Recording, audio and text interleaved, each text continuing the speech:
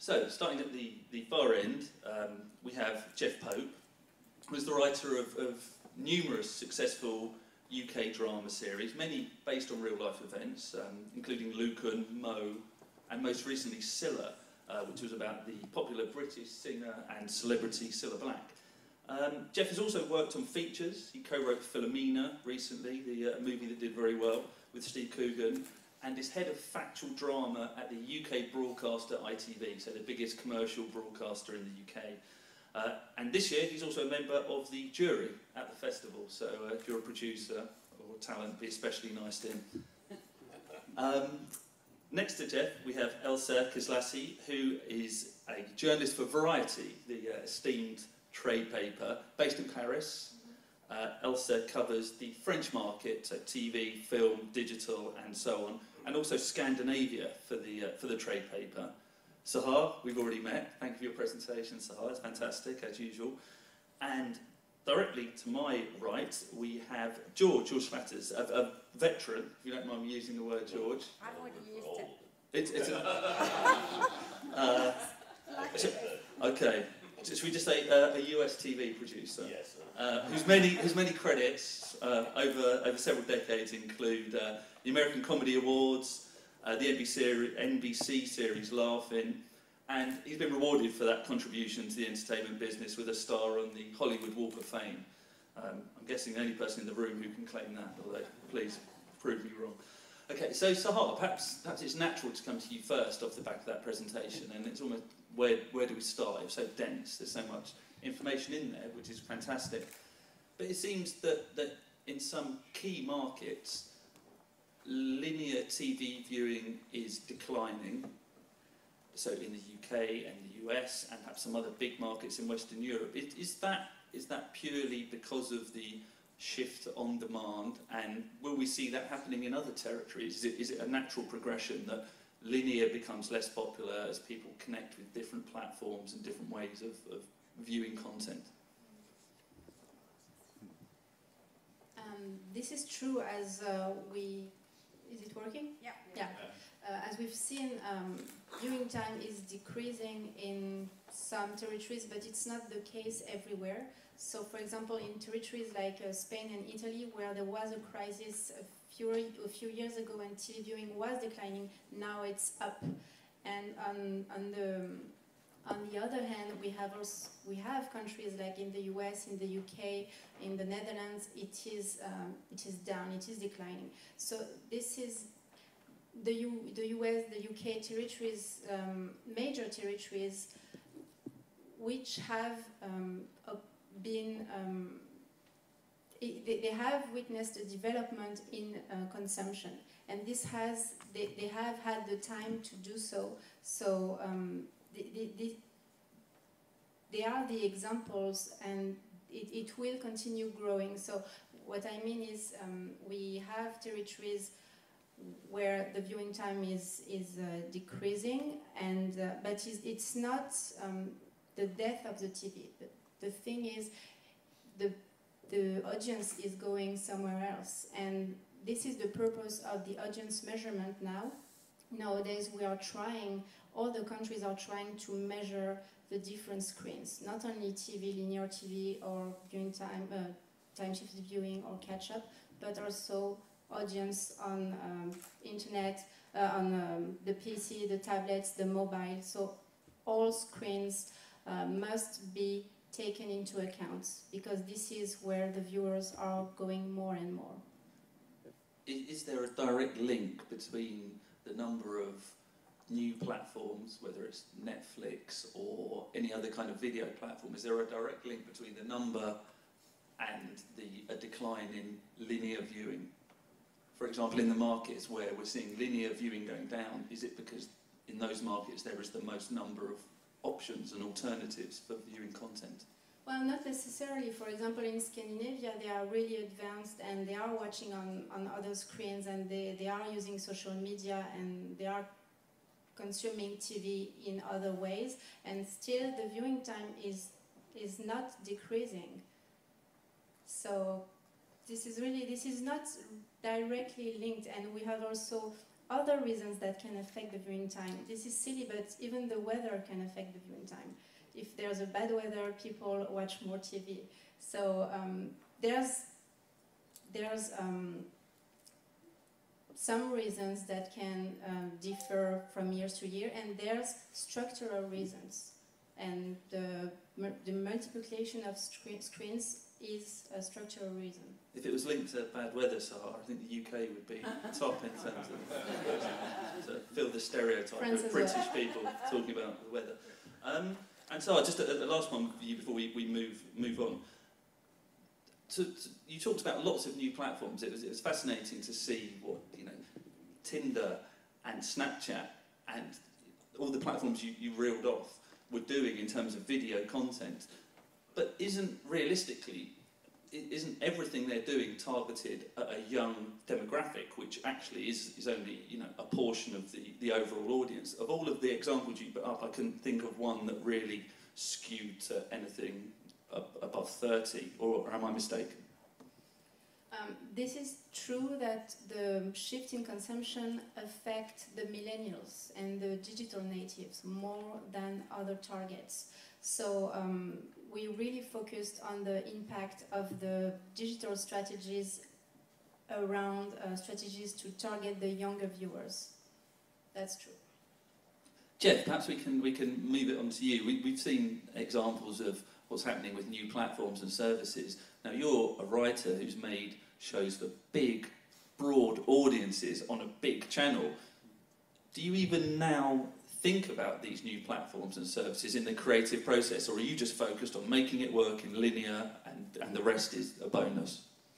I think, it was a fascinating presentation. Slightly scary because, as a writer, you can't start thinking, what part can I leave for the guy who's going to win the phone vote, who's going to come in? But I was thinking a lot about this session, and I was thinking that I thought I was going to bemoan the loss of that communal viewing that as a kid, there would be a big drama on a Wednesday night at 9 o'clock, and we'd all watch it together, and then we'd all talk about it at school the next day. And to an extent, it still exists, but it's much lower, and even if people are watching it in a linear fashion, they're perhaps in other rooms, and they're not necessarily all in one room watching the one TV in the house. But then I thought about my own family's experience, and I thought our family went mad for Breaking Bad, and what happened was one of my sons started to watch the box set on Netflix, and then one by one the rest of us came in, and what happened was we watched Breaking Bad sort of every night for about 2 weeks. So we had that communal experience, but it was in our time and on our terms. But I do think as a challenge for a writer going forward is I think we mustn't lose sight of the content. All of this only matters if you've got something people want to watch. So my attitude is to try as much as possible just to focus on the things that matter, i.e. character, plot, the dialogue, all those things that make dramas watchable. So I guess the fundamentals are the same. If you haven't got those building blocks, then you don't have a good drama. However, I guess what is different in that kind of box set world is perhaps the methodology or the process could be different, because an episode of a serialised show, it doesn't necessarily have to end on a cliffhanger that leads you into the next one, or perhaps more. I'm saying the dynamic could possibly be different. Is that something you're mindful of? Yeah, I think there's going to be a reaction. By the way, I mean giving away the ending to a cliffhanger before the series starts. There has to be a kickback somewhere. And I'm waiting for when the wheel turns enough so that even when I'm doing a drama series for ITV, so terrestrial linear viewing, even then at the end of each episode there is such a pressure to have an attractive teaser that you're kind of giving away the next episode before that episode's happened. And I always hate it when that happens and try to fight against it. but you know, it's a fact of life. You know, I want more people to watch next week, and it's a very competitive environment. As soon as the closing titles come up, people are reaching for their buttons. You know, that's the thing over the last, I would say, the last 20 years for me, is you know, you can't fight against it. It's like saying to your kids, the music when I was young was better than your music now. That's not right. You know, you have to adapt. You have to evolve. George, can we come to you? As someone who's been producing TV for some time, what do you make of the emergence of a Netflix, of an Amazon, of a Hulu, and all these different platforms? Is it something that you think about when you think about new ideas? I'm reminded of when I met Frank Sinatra. He looked at me and he said, "I have ties older than this guy." How do I'll take that as a compliment. I have no idea. I don't do television shows for them. I really do it for me. And I have a wonderful time, and most of my successes have been the result of accident. And I'm watching this whole development and realize the power of this medium and how we many times are wasting it, you know. Much of my career has been based on jokes. But right now I think the funniest thing on the air is Fox News. So, so where do you go from there? Have any of you ever heard of Laugh-In? Okay. I met Bill O'Reilly. You know Bill O'Reilly on Fox News, big tall guy?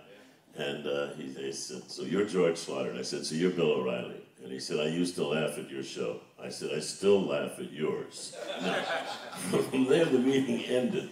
I find this very, very exciting what you're doing, because there's new horizons and there's new power and there's new form. Comedy, I feel, is taking a real hit, you know.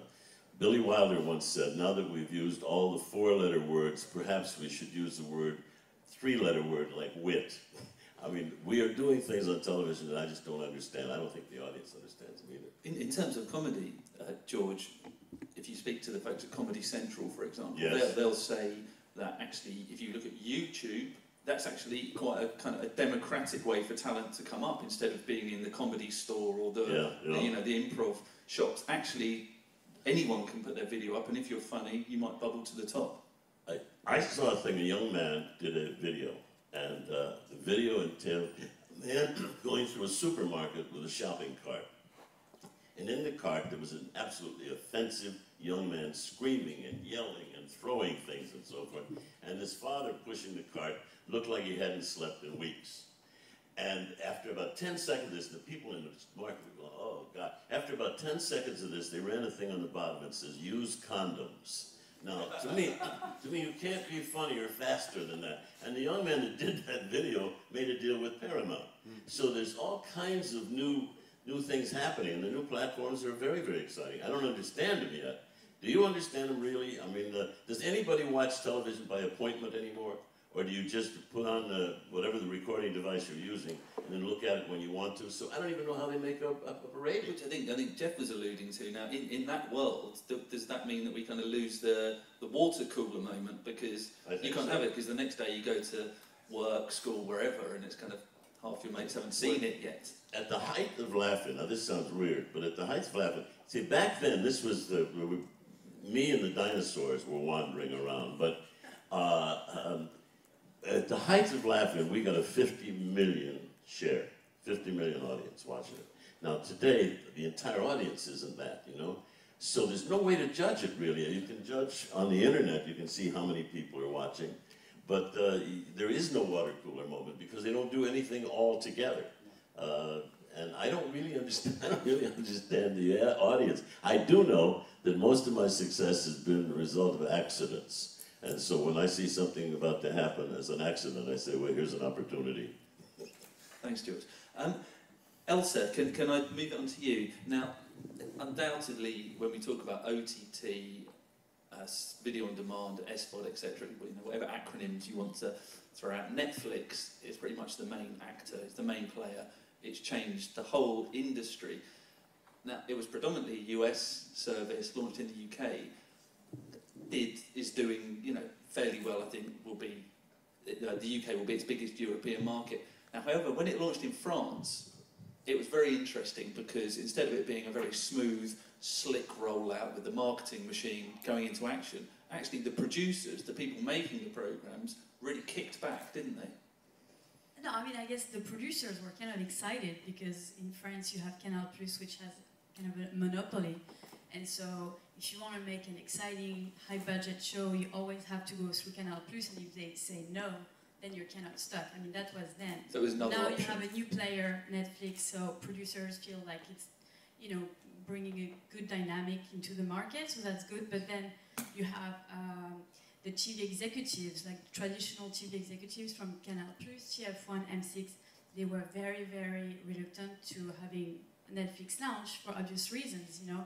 And so there was a huge lobby to prevent them from launching and insisting on having them pay a high tax and be subjected to the same investment and programming quotas. So that was going on.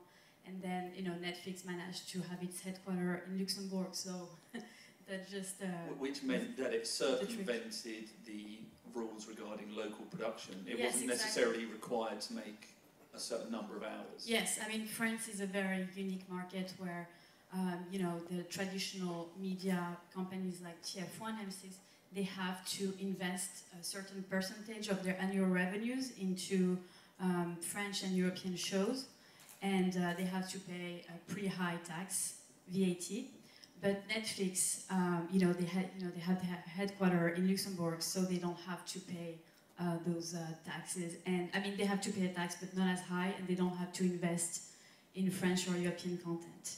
And France, perhaps more than some other European countries, is one in which local content really resonates, really works. Yes. There's a tremendous film industry, TV production industry. And what has that resulted in terms of local production on Netflix? Well, yeah, I mean, Netflix, you know, has to invest in original content in France in order to really break through. In France and the UK are, you know, there's strong markets for original content, so they have to. And also in France, we don't have a tradition of watching subtitles. So the shows, basically, if Netflix want to be successful in France, they have to dub all the shows in French. But they definitely have to invest in original content. So right now they've commissioned their first French language show, which is called Marseille. Everyone says it's like the French House of Cards. And Gérard Depardieu is in negotiations to play the main role, so that's kind of exciting. But they haven't commissioned more shows so far. I know they're having a lot of discussions with many companies like Gaumont, and I mean, now in France you have all the big film companies going into TV, so I think it could be exciting. You know Elsa, you know the producers. Is there a sense among, when you speak to the French producers, that there are more local commissions coming? Because if you look at what's coming out of Netflix, there's some tremendous programs. 90% or more of the originals are from the US. There's a couple of UK things and one French thing.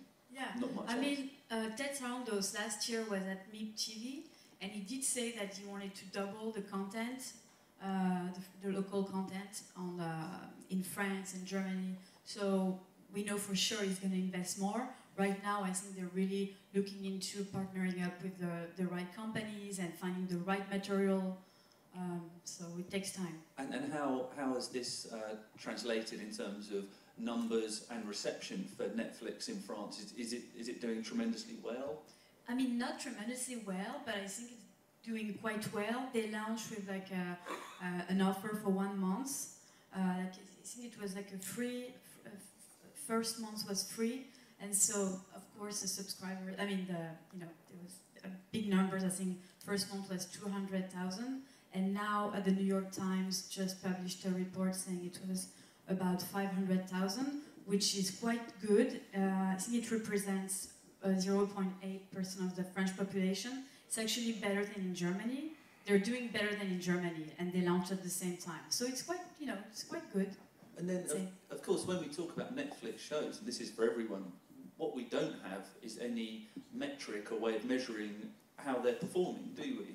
I mean, essentially, it's marketing in terms of A House of Cards was a massive, massive show, but we've no idea how many people watched it. I don't know, have you ever seen any numbers for specific shows? No, they don't, as you say, they don't disclose those numbers. but we know that they're doing quite well in France. Although, just one thing though, you know, Popcorn Time, I'm sure you've heard about Popcorn Time, no?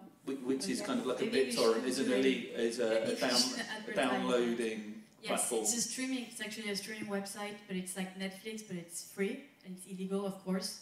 And, you know, more and more people are going on it in France, so it's actually hurting Netflix, which is kind of ironic, because it was like the cheapest offer, and now they've been, you know, pushed away by something that's totally free. Jeff, so in the absence of Netflix viewing numbers, in this new world, are you still beholden to overnights in the same way? Is there still that kind of buzz and excitement waiting for those numbers the day after something goes out, or do you have to think about a bigger picture? No, it's still very much you're waiting for the hit the next morning. How did you do? It was interesting on I'm still not sure myself how much catch-up features, because I still don't think that it's monetized, is it? Because if you take to a commercial show and then watch it the next day, you fast forward through the ads, as opposed to you know, when you go to those BBC or ITV player sites where you have to watch the ads. I just wanted to make a point, which is that certainly I think this is true of the US and the UK, not so much France, certainly. But the movie industry seems to be becoming less and less open to risk. There are so many franchises now, so many follow-ups. But the creativity, I think, had to go somewhere. And I do think it has gone into those, I mean, like those Netflix, there were big Netflix shows, there were big opportunities. I was just making some notes. Discovery, National Geographic, History Channel, they all put big money into drama. And they want noisy pieces. They don't particularly want those risk-averse mass audience pieces. They want things that are going to stand out. So that creativity, and this is true of the UK too, I think has gone into those areas. So there are some real opportunities, I think, that this fragmentation has thrown up. I mean, in terms of, there's so many cable networks, particularly in the US, that are now commissioning drama. It's just incredible. Yeah. And more coming to the party. And then you have, as you say, you have the likes of Discovery getting into drama, Nat Geo. But I think largely what they're doing is that they kind of, a lot of the cable networks want brand defining, not a very nice way to put it, but shows. Yeah. I mean, Sahar, I wonder, do you have an opinion? Is there loyalty to channels anymore?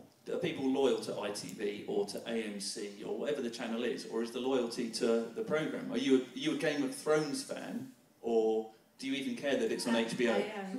Actually, I'm watching the current series. Does it matter what channel? I haven't watched it finally, so.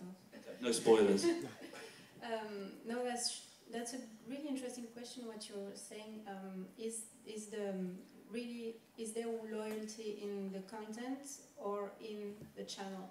And I think this is both, but more importantly, the content is really central. If you're watching Game of Thrones, and if for some reason, like for example, The Killing on AMC, it was all seasons were broadcast on AMC, and then it was on Netflix. But it continued to be watched, and because the Killing was a really good show, it didn't really matter if it was on AMC or on Netflix, because this was a good show. So Game of Thrones, but the really important thing is the content. But for example, a network like a cable channel like HBO has an editorial line, and they really need to broadcast content which are coherent with this editorial line. And Game of Thrones really is the brand of HBO.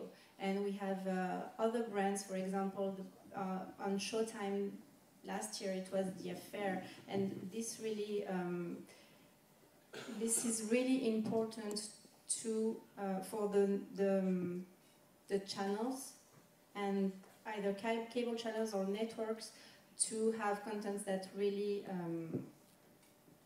they relate to their editorial line. Is it, so going back to an earlier point, is there an issue around measurement. I mean, you know, you work for Eurodata, so you know how to deal with all of the traditional viewing statistics, and I know you measure lots of other ones now, but there aren't the metrics in place, are there, to measure viewing on some of the newer platforms in the way that, you know, we can say what Jeff's show got last night, you know, it'll be a good number. We can't do that sometimes with some of the SVOD services.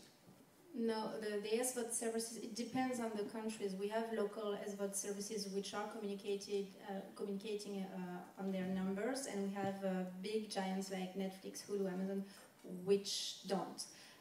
So this is really hard to measure, but in a way, I don't know if it's that important, because it's like a pay TV channel. What is more interesting is maybe not really the audience and the numbers, but the satisfaction of the viewer and the loyalty in the long term. So maybe what is important to Netflix is to make the buzz and to have big shows like House of Cards, Orange is the New Black, and then you have a wide catalogue of other shows. You have factual, you have movies, but they don't communicate on this catalogue. They communicate on their few brands, and they don't really care about communicating about their numbers as long as they create the buzz. And maybe this is the new metric as well. I think rather than not care about communicating them, they're unbelievably guarded about releasing anything.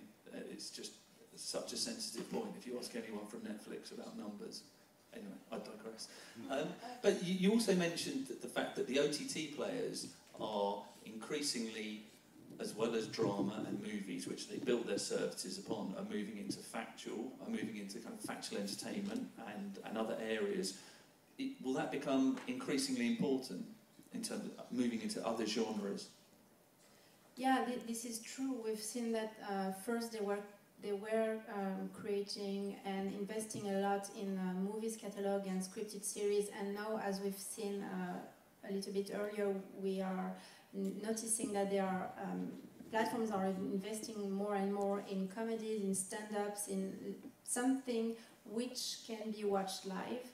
And this is important because they have to diversify their offerings, and so maybe this is, but this is good opportunities as well for creators, for producers, because this, if they have the opportunity to broadcast their shows on other platforms like Netflix, there will be more creation. And I think what we said earlier about the local investments in local shows by Netflix, this is also. This has to be taken in a good way because, for example, Netflix, it's true, it announced that they wanted to broadcast a local show once every 3 weeks. So they will invest more and more in local shows to speak to the local audience. This is really important, not only to export their content from the US and bring it dubbed in other countries, but also to speak to the local audience and create their own local shows. Netflix now spends around $3 billion a year on content. It's an enormous number. It's more than the BBC. It's more than HBO. It's more than Discovery. It's more than any kind of the big international players. Do you see a point where they can move into, for example, sports rights, and that would really be taking on the pay TV platforms in a very, very aggressive way, the traditional pay platforms? Well, this can be imagined, but this is also the traditional actors really have to react and work together and see the opportunities behind it. So there are a lot of revenues to share with if this happens as well. Elsa, what have we seen in terms of the reaction of the traditional players to Netflix and OTT within France? For example, have kind of the traditional linear channels reacted strongly? Has Canal Plus come out and fighting, as it were? Yeah, I mean, Canal Plus is like the front runner in France. They've really invested into the OTT, and they're looking into web companies, like they acquired Bagel Studio, and they're really looking into that. I mean, they want to invest in original shows. They've always been kind of the first in France to go and invest into French language shows to their company, and they're doing the same with OTT. So they're really the front runners. Then TF1 is also interested more and more, looking into that. They've just they recently actually acquired a majority share into a small startup on YouTube. And Canal Plus also is in advanced negotiations. Vivendi, which owns Canal Plus, is in advanced negotiations to acquire Dailymotion. So they're going to produce original content for Dailymotion. So they're into it. Of course, you don't work for these guys, but how do you see them combining traditional pay TV, which is often an annual subscription or is a lengthy subscription, versus Canal Play or some OTT service, which is kind of the opposite. It's much shorter in terms of the. It's just a different model, isn't it? How can you reconcile the two? Yeah, I don't think they're really cannibalizing each other at all, because as you know, in France we have a very strict window release schedule.